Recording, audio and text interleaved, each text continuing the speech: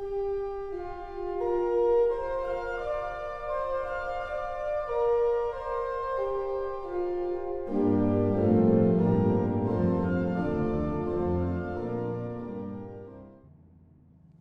dilemme s'engage. L'action contre le racisme et la ségrégation était une valeur importante dans l'Euro-Amérique de l'après-guerre. Pas de ségrégation, à l'exception des terroristes qui doivent être isolés. Les terroristes mis à part, la prison est leur destin le plus fréquent. Les terroristes avérés et les terroristes potentiels sont neutralisés dans la mesure du possible. Repérer les terroristes potentiels devient une science exacte. Pas trop. La collectivité réfrène ses élans à pointer du doigt l'ensemble des musulmans. Étant donné que le terrorisme actuel en Europe se fait au nom de l'islam, les terroristes potentiels se trouvent dans la vaste communauté musulmane. Pour ne pas prendre la partie pour le tout, un effort constant d'autocritique est requis. Un épisode m'a été raconté, celui d'un Parisien qui a décrit avec humour sur Facebook son malaise dans le métro lorsqu'il a vu une femme voilée et qu'il a scruté du coin de l'œil chacun de ses mouvements comme s'il s'attendait à ce qu'une grenade ou une kalachnikov soit cachée quelque part. Une partie du réseau social s'est montrée scandalisée par ce type de fantasme. L'autre section du réseau affirmait qu'il s'agit bien d'un fantasme collectif et que chaque Parisien se demande comment distinguer un musulman d'un terroriste. L'attentat de San Bernardino n'a pas arrangé le malaise. Cette attaque a eu lieu en Californie le 2 décembre 2015, juste après les attentats du 13 novembre à Paris.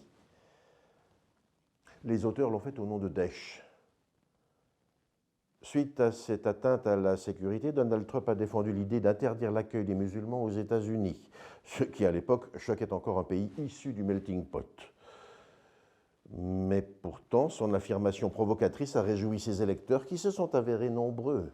Tandis que la droite nationaliste gagnait du terrain en Europe, Donald Trump surfait sur cette vague et il était déjà accusé de manipuler la population par la peur.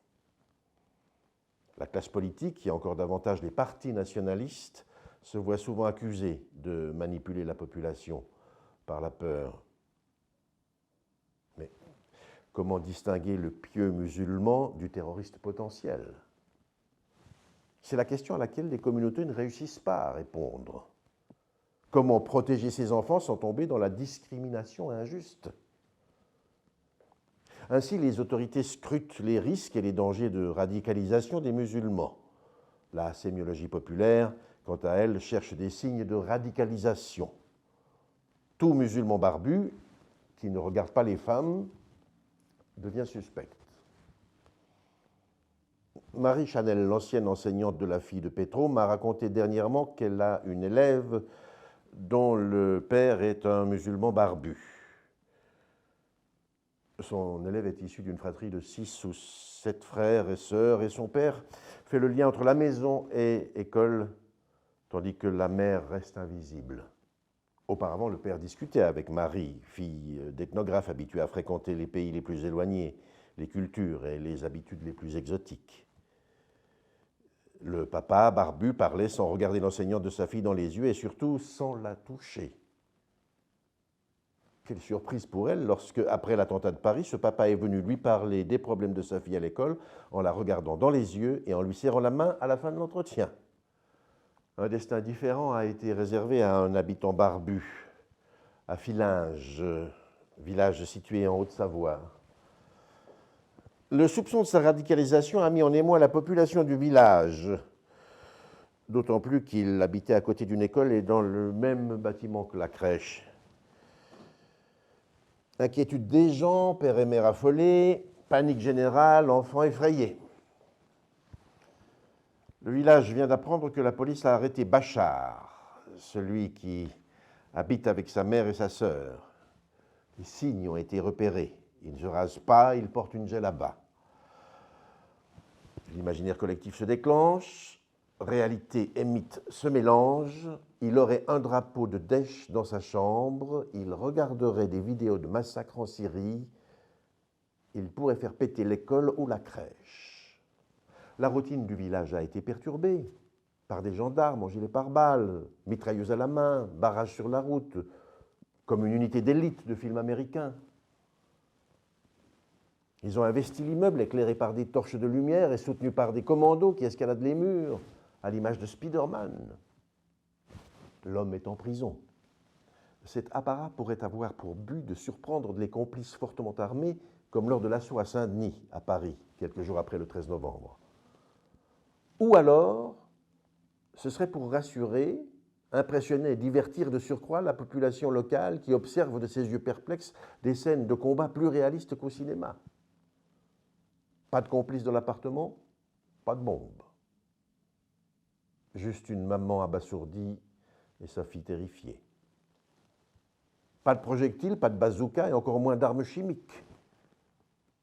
Juste un drapeau de Daesh, un disque dur externe et 2 carabines à air comprimé qui ne tirent que du plomb. L'instauration de l'état d'urgence à Paris a été suivie par l'état de panique à filage. Le secret lié aux investigations stimule la diffusion de vérités mythiques. La mère du barbu serait une brave femme, mais lui, il ne serre même pas la main d'une femme. Ce serait un faux calme et un vrai sanguin. Il invite les jeunes et leur montre des vidéos de propagande islamique. Les vidéos trouvées chez lui montrent ce que tous craignaient. Des films macabres avec des actes de guerre, des meurtres, des tortures. Bachar, quant à lui, craignait la saisie de ces informations. La situation s'envenime avec sa remise en liberté.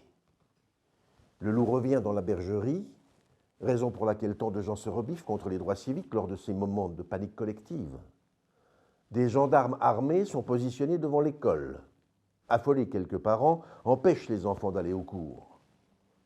L'angoisse étant une maladie contagieuse, les enfants demandent si le terroriste viendra au collège avec des fusils. Au village d'à côté, on signale à la police qu'il y a un jeune qui ne se rase pas. La gentille maman devient une menteuse selon un autre habitant. L'angoisse crée le soupçon et un début d'attitude persécutrice envers les suspects qui ont peur à leur tour de la foule en panique. La mère musulmane essaie de convaincre les autres que sa fille et elle sont des gens bien. L'antistigmatisation devient une valeur désuète. Le maire affirme que Bachar est un jeune qui a déconné du bocal et déliré dans sa petite piaule. La police annonce que le candidat au terrorisme pourrait être obligé de changer de lieu d'habitation. Elle souhaite rétablir le calme dans les esprits du village. Inutilement. Les habitants rappellent que si la mère reste, il viendra la voir. Le préfet de Haute-Savoie demande à ce qu'on ne cède point à la psychose. Des perquisitions ont été menées à d'autres endroits en Haute-Savoie et aucune arme n'a été trouvée, juste de l'argent et de la drogue. Drogue et terrorisme semblent être déconnectés. Les êtres urbains et moins urbains en Euro-Amérique se sont adaptés au trafic de drogue qui est devenu un petit mal comparé à la menace terroriste. 2 imams de Genève et un prédicateur autoproclamé sont dans le collimateur de la justice. Certains signes sont considérés comme moins équivoques que d'autres. Un endoctrineur des jeunes est hautement suspect. La sémiologie populaire se développe parallèlement à la sémiologie de la police scientifique qui reste secrète. Un fossile se dresse entre les deux, entre l'approche raisonnée de la réalité et l'imaginaire qui cherche à s'ancrer dans des bouts de réalité. Ce qui délire existe partout, dans les grands centres urbains, dans les villages, dans les églises, chez les médecins, les avocats, les ingénieurs, les ouvriers, les pères, les mères, les enfants.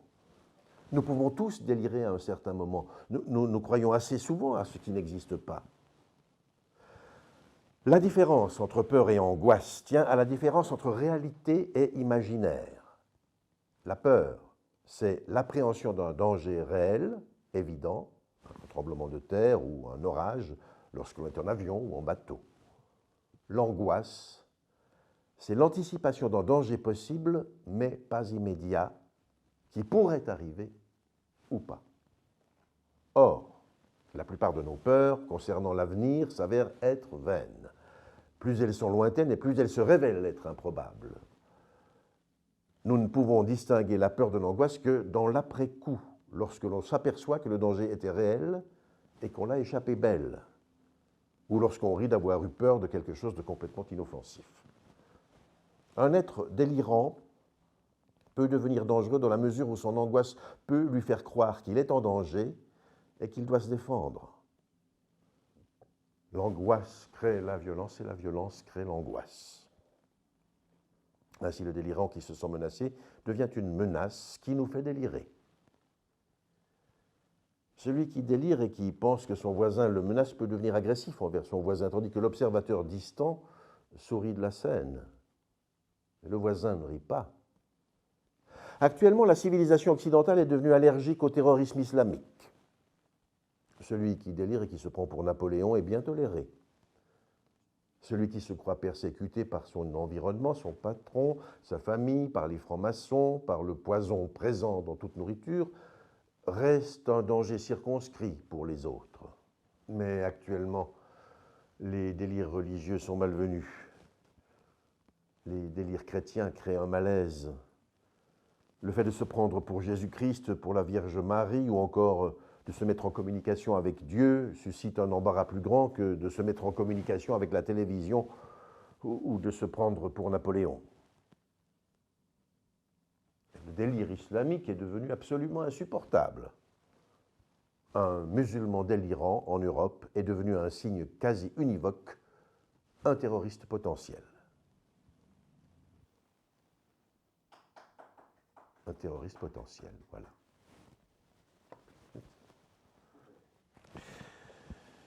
J'intercale ici quelques mots afin de signaler que ce paragraphe a été écrit en novembre 2015, une année avant le début de l'ère trumpienne, où le racisme et la ségrégation ont repris leurs lettres de noblesse.